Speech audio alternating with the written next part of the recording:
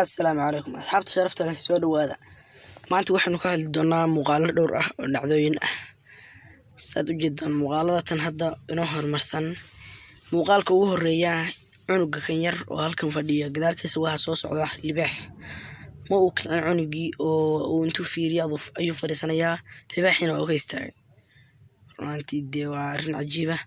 مقال كحيجا المهنير وهالك كسوس عضاء صادر كيسان waxa ku soo dhacday jaranjaro waxa uu kaga horbaxay in yar oo sakin ah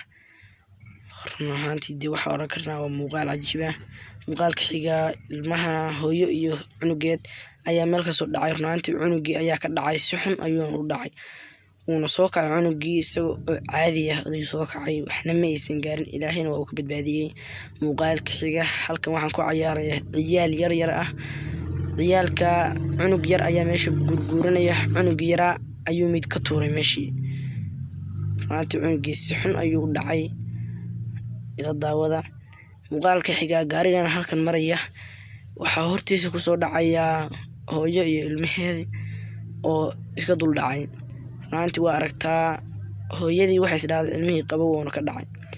muuqaalka xiga laba qof oo mootada saaran